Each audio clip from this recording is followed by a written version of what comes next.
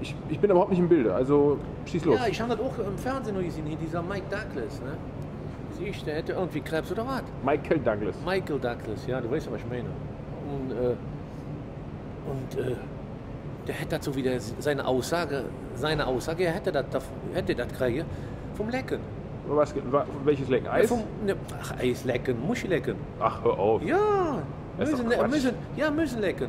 Vom Müsenlecken kriegt man angeblich Krebs. Ach, hör doch auf. Doch, hätte er gesagt. Das ist Und eine dann kam Katastrophe. nachher noch ein Arzt und der Arzt hätte dann noch bestätigt. Ach. Das käme dann in den Jahren, weil da unten so viele in dem feuchtwarmen Milieu wären und so viele Bakterien.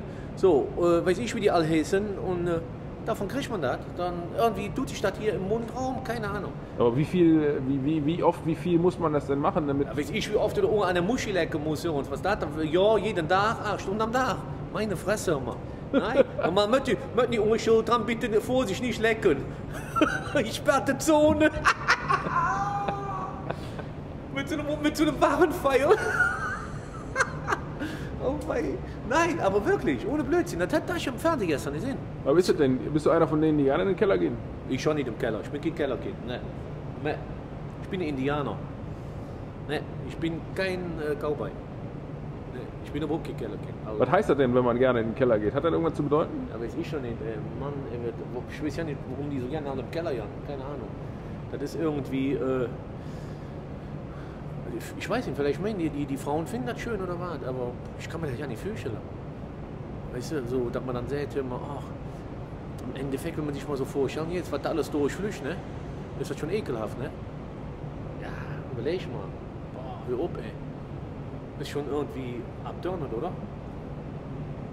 Ja, hör auf. Meinst du, das machen manche, weil sie es anders nicht...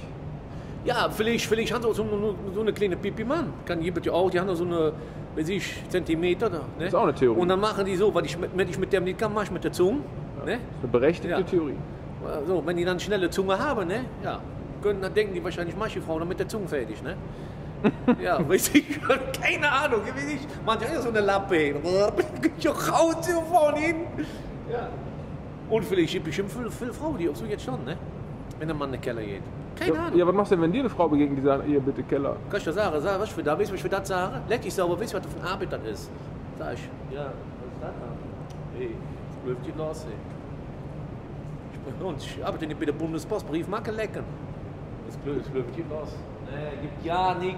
I don't know. Nee, nix. Das läuft ja nicht.